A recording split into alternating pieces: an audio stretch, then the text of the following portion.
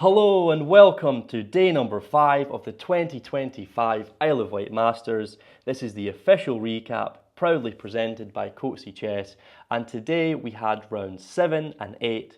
This was the second last day before tomorrow's final round, round number 9, and there was some fantastic games which really shook up the standings. So tomorrow is going to be a very big game, so you got to wait till the end of the video to hear who will be playing for the title and creating history, as you may know, this is the first Masters tournament that has ever been held on the island, so whoever wins will be part of that history.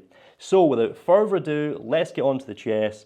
We're looking in round number 7 at Matthew Wadsworth, an international master from England, very strong, rated at 24.89, going to be very close to the GM title soon of reaching the rating threshold of 2500, and he's most likely in the future definitely going to be one of England's next Grandmasters, and he is facing the very strong young talent Stanley Baraccioni, who's a FIDE master, also a very strong talent who's rising up in the ranks. And let's see their battle on the chessboard today in round number 7.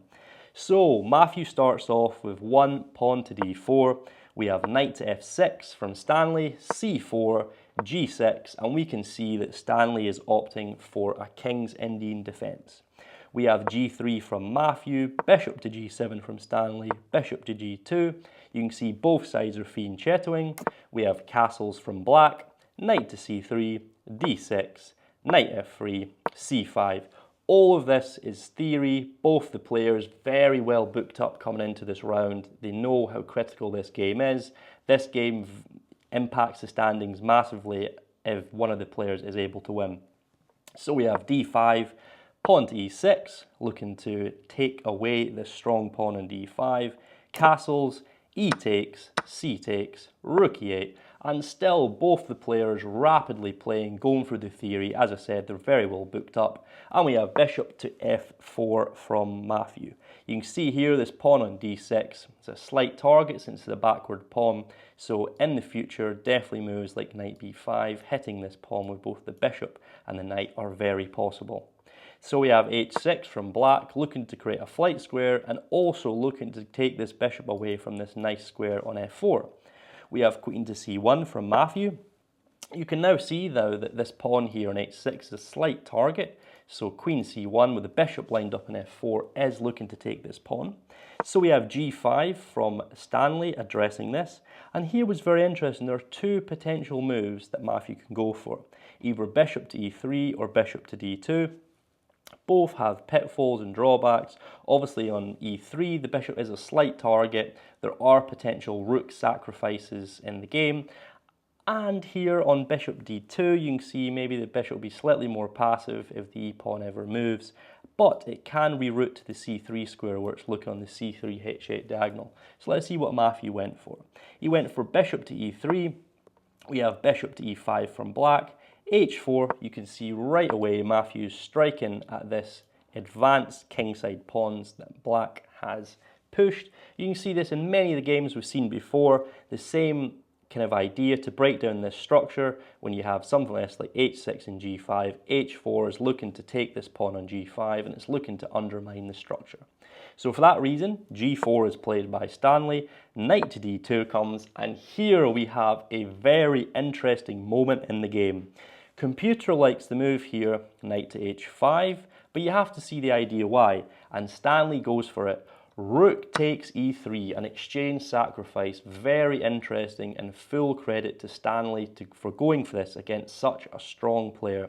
You can see here the idea is that after f takes, we have these doubled e-pawns for white, and this pawn here is slightly weak for Black, and Stanley's trying to claim that in this middle game and in this end game, he will be able to exploit this. So very interesting that he's gone for this, but as I said before, knight h5 is slightly more preferred by the computer as this bishop is opened up in the long diagonal, and with this exchange sacrifice looming, you can see that this pawn on g3 would be weak. But nevertheless, rook takes e3 is a great move, and now we know with this big imbalance, as we've seen with many of these games, Like in chess, when there's not many imbalances in the position and it's very symmetrical with the pawn structure on both sides, it's very difficult for one opponent to prove an advantage. But here we can see with the imbalance right away, we know that there's most likely going to be a decisive result. So let's see who's the one which will be favourable and who will prove if the exchange sacrifice was correct or not. So we have bishop to g6. Obviously after this f-pawn is captured, this rook is opened up on the f-file, so it is attacking the bishop. So the bishop does have to move. We have knight to c4. You see here now that this knight's improving and it's attacking this pawn on d6. We now have queen to e7 from black. And now knight to b5. You can see now, as we said earlier, this pawn on d6, this backward pawn, is a slight target, and both these knights are looking at this pawn right now. So there's only one move for black to defend this, and Stanley of course plays it. Knight to e8 defending this pawn, and now we have e4. So you can see now that Matthew's expanding in the centre, further supporting this pawn here on d5. And we have a6 from black, looking to kick this strong knight away from b5. And also as well, I should mention that on this move, this was Stanley's first think of the game, move number 18. And this shows you how well prepared both players were. Move number 18, this has been all blitzed out so far. So let's see what Stanley comes up with. There's two options you can go for here. You can obviously look to come either to a3 or to c3. So he plays knight to c3, knight to d7 comes in the game. And just in case any viewers at home are wondering, is b5 not an option? Obviously looking to play b4 to undermine this knight's protection of this pawn on e4, because we have a queen and bishop attacking. But if that was in the game, we'd have had knight to b6, attacking this rook here. And as you can see, if something like rook to a7 was played, this would be a blunder, because knight to c8 would fork the queen, the rook, and white would win the game, because he would have two exchanges, which would be too much. So instead, after knight to c3, we have knight to d7. Stanley recognises this. We then have a4 as b5 was a threat, looking to kick this strong knight away from c4. We then have rook to d8, a5, and this was very interesting here, because here when you look from white's perspective, it's interesting to see how you would improve. There's a couple moves. We have something like king h2, improving the king off the back rank. Also something like queen to f4 would be a move to improve. And a5 is a nice one. Clamping down on this square on b6. Potentially the knight will utilise this square later. And also as well, it really restricts black now, and it makes this pawn on b7 a weak pawn. So with a5, and we have king to h7 from black. Also as well, a move that Stanley didn't go for, knight to e5 was really nice, putting this knight from d7 into the centre of the board, be a great square for it, but instead Stanley opts for king h7. We then have rook to a3 from Matthew, very interesting. Another possible move which was interesting was knight to d1. Idea is that he's looking for now knight e3 and knight f5, and a key point that you may think is that can now, obviously there's two attackers, on this pawn here on e4, so couldn't black take the pawn? Well, the reason is, if Stanley did go for this, this would be a mistake. And this is why, because after bishop takes, queen takes, rook takes on f7, and you see, similar to one of the recaps that we covered before, when I spoke about trading a central pawn for a wing pawn, here we can see the e4 pawn is getting traded for a very crucial f7 pawn. And if you know that in black's camp, the weakest pawn is on f7, and that's why for white, the 4-move checkmate can occur on this f7 square, because it's only the king that can protect this square. And here we can see this rook's already up in the 7th rank, and this would be a very nice position already for Matthew, as after something like king g8, rook comes to f2, queen takes d5, knight comes out developing, queen e6, knight f5. And the key point as to why this is so good for white is, remember that earlier on Stanley did go for an exchange sacrifice. So here Matthew is still up the exchange. This knight's great on f4, this rook's placed well, this queen's going to look to come into the game, and this rook's going to come in, and for that reason that's why Matthew's better in this position. But rook to a3 was played, very interesting move. Potential ideas of rook b3 are also swinging it over to the f-file if that is allowed. Let's say if this pawn gets captured, and let's see how Stanley reacts. He plays pawn to h5, and here we had a fantastic move from Matthew. Didn't take him too long to find it, and full credit, this is a very nice move. Knight to b1. The idea behind this now is that this rook is now looking to move to the b3 square, but tactically this pawn is defended. This knight wasn't too well placed on c3 and it wants to reroute into the game. There are many ways it can reroute, but also as well from this position when you look at it, Matthew realises that black, for him to have some kind of pawn break, it has to be on the queen side of the board. He has to look for something here, and this is where the pieces are going to be coordinated, as you'll see in the game. And here, tactically, this pawn on e4 is now defended, because if black goes like this and captures the pawn, rook to e3 will win a piece, because now this bishop is pinned to the king. So a lot of tactics in this position, very, very complex, but knight to b1 was a very strong move.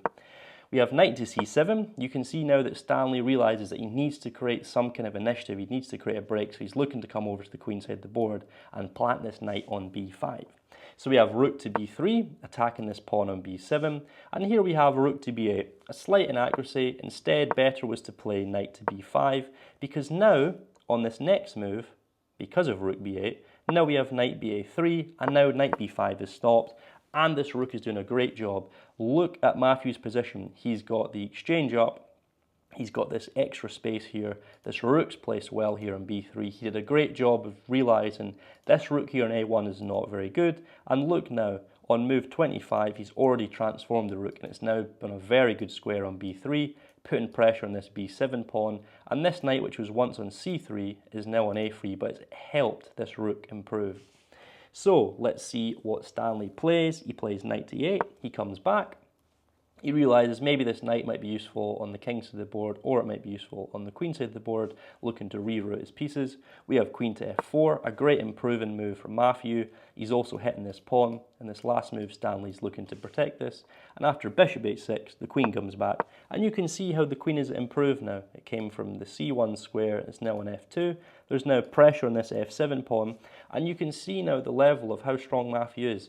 And this is a way that many players, even at the kind of lower levels, when they're in positions where they feel, okay, what do I do? They may push pawns and things. But you can see that this game demonstrates exactly from a very strong player how to improve the pieces. Just from these little ideas of things like putting the knight back onto b1, realising this rook's not well placed on a1, finding that square. You always need to think, where does this piece want to go? How would I get it there? And you can see that was why knight to b1 was such a strong move. Because Matthew realised, okay, I'd love to get this rook to b3, putting pressure on the b7 pawn, improving that rook on a1, but how do I do it? And sometimes, like we see, tactical resources like this knight to b1, when the rook's on a3, it tactically defends this pawn on e4 and improves the pieces. So far, it's very impressive by the play of Matthew. We have knight to g7, a slight inaccuracy from Stanley. The reason is because this knight may still be useful coming over to the c7 square if possible. This option wants to be kept. So instead, something like bishop g7, waiting and looking for what Matthew wants to do would be better. But this is very difficult in chess because already Stanley is down in exchange, so he is wanting to, create some play, give some counter chances to himself. As right now we can see Matthew has just got the steam rolling in his court. He's in control of the position. So from a human perspective, it's a move a lot of us would play. So it's I'm not being too harsh on Stanley. So we have knight to e3, pawn to f6, and here you may have wondered again: is bishop takes e4 possible? It is, but you have to remember that Matthew is up an exchange, and if more pieces come off the board with that exchange up, it will be easier to win the endgame. So for instance, after something like this, a sample line, queen f7, two pawns are exchanged, the queens come off, bishop come off. You can already see now how white would be completely winning because too many pieces are off the board. This pawn on b7 is about to fall after something like knight c4, getting this knight away from this pressure of the bishop and the knight.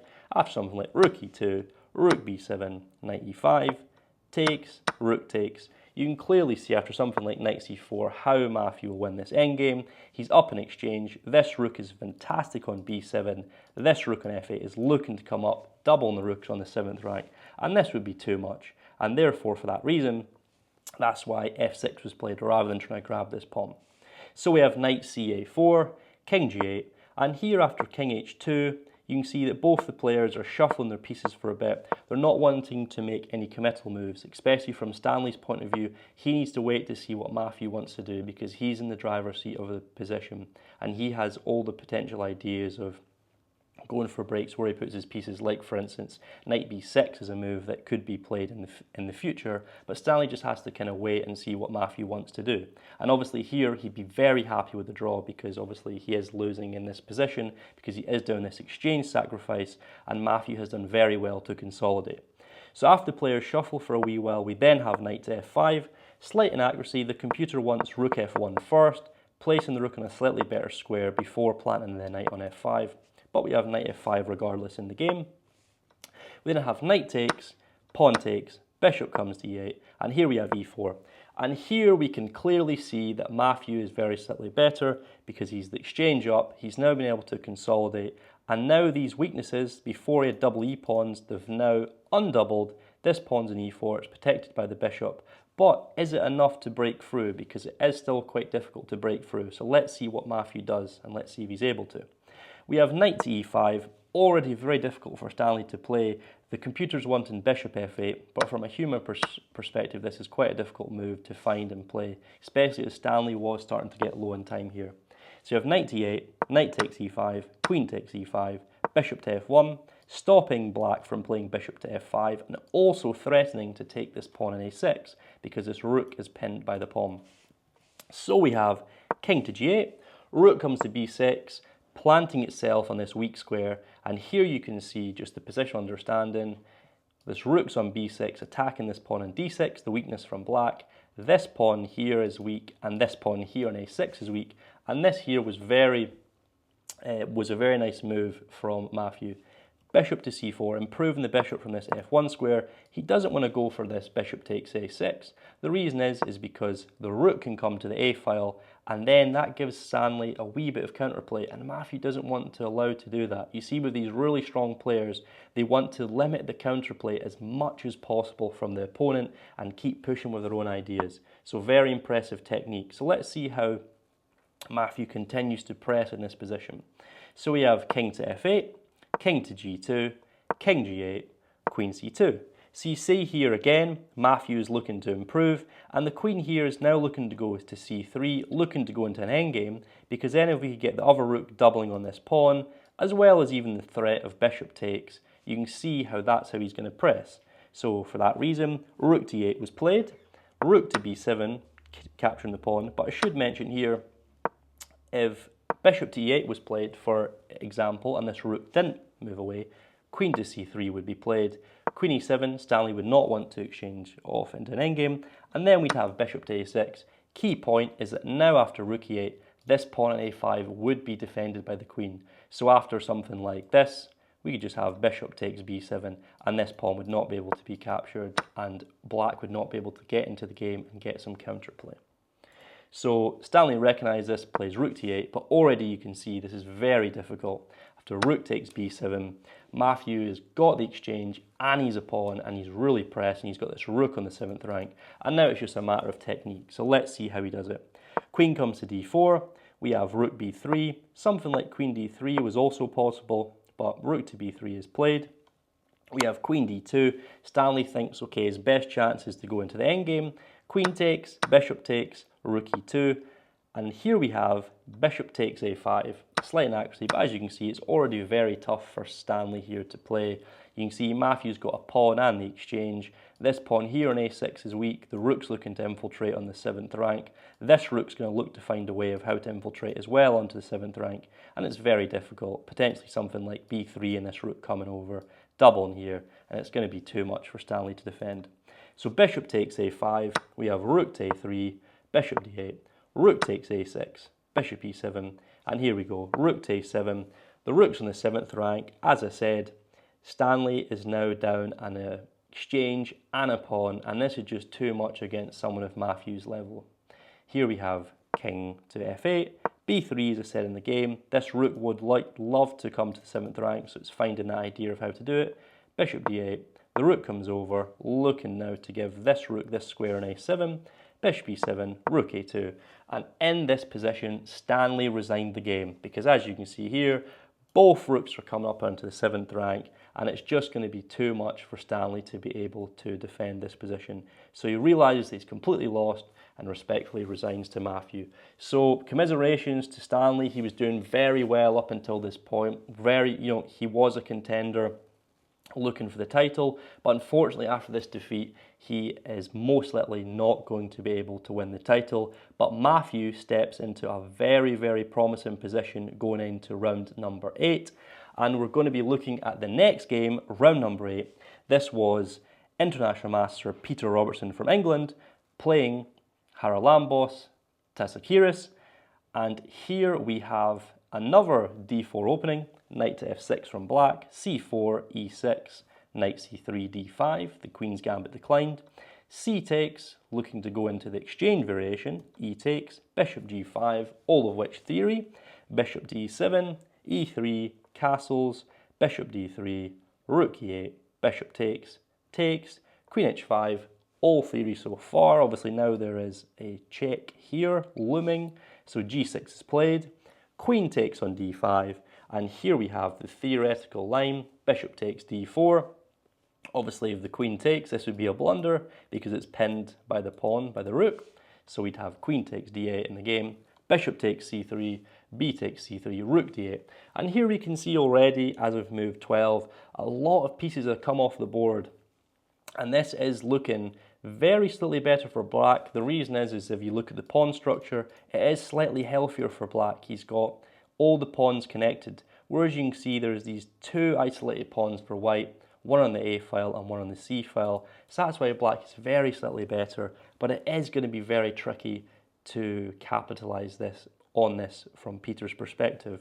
But let's see how he does it, because this game is in the daily recap, which most likely means it's going to be an exciting one and not a boring draw, but who knows.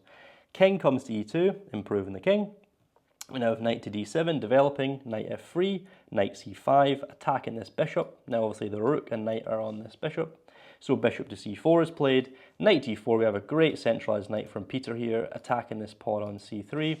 And here we have rook ac1, the mistake of the game. This was a very nice tactic that Peter found. b5, very nice move. You may wonder, well, why can't this pawn be captured? Well, let's first look at this. So bishop takes b5 would result in rook b8, attacking this bishop. If this bishop moves, well, it can't come here.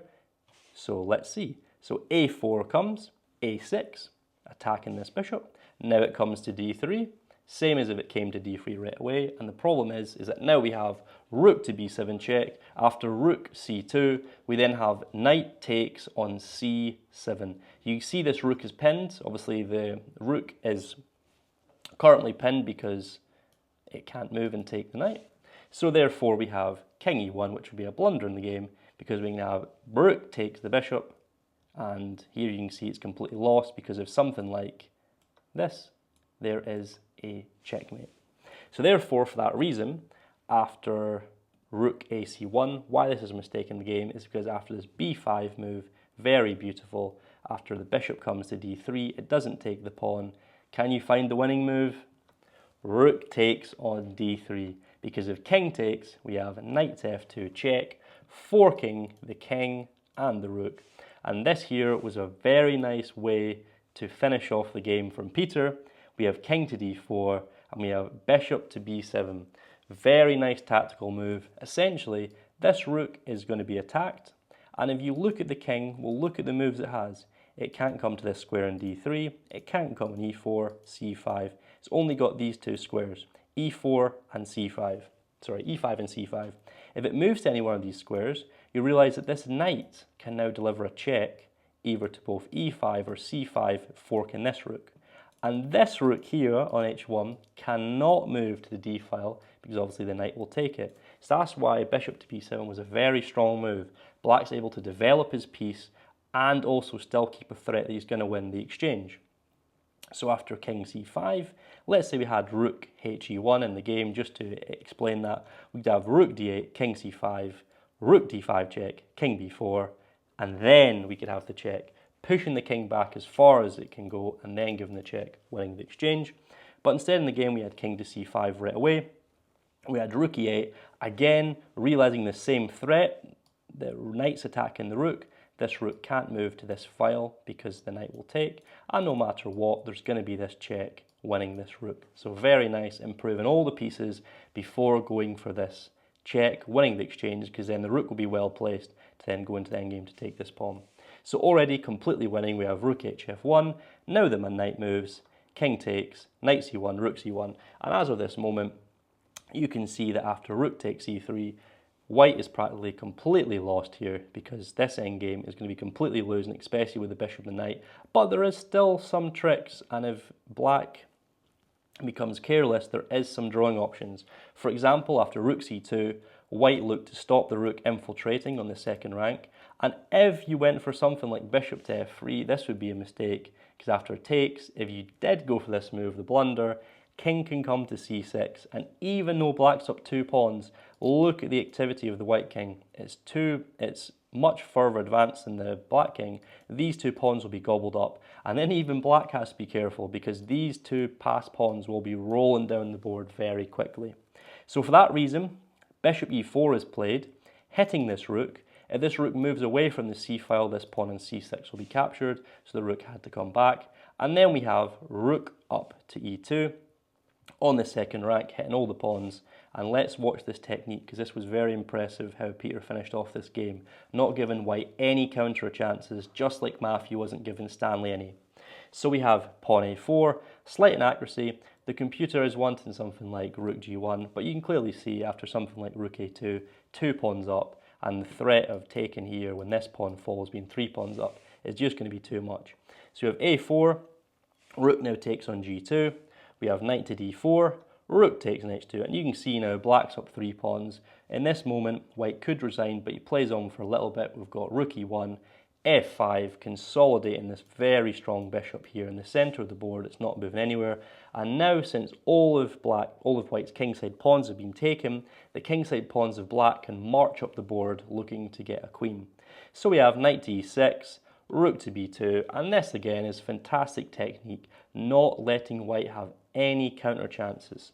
You can see here if a move like king a6 is played a blunder, you can probably find the move. I'm not actually going to tell you. I'll let you put a comment in the video so you can timestamp the video and try and find the winning move here if king a6 was played. But instead, king c5 was played in the game, and then we have h5. So you can see that black did this check, pushing the king away from the pawns. This bishop really nicely covers this square here on c6, and this rook is now controlling this file, so this pawn here on a7 is going to be slightly safe, holding back this a pawn. So we have knight to g5, h4, knight takes, f takes, rook takes, and as you should say, after knight g4, knight g5, h4 is a very nice move. It's full. Peter has fully calculated to the end here, and here it's very difficult for white to even try and play. But he goes takes, takes, rook takes, and the strong reason why is because h3 comes, rook comes behind the pawn, h2, you can see now this rook is defending this pawn, and after king d4, g5, rook h5, g4, usually in these positions, if this pawn wasn't as far advanced, there could be a check, and once the king moved, this pawn could be picked up. But here with this pawn 1 square away from promotion, this is not possible. So for that reason, after king e4, g3, you can see obviously it's completely resignable. These pawns are far too strong, about to promote. And after king f3, rook to b1 was the final move, which made white resign in this position. As you can see, this pawn is about to be promoted to a queen.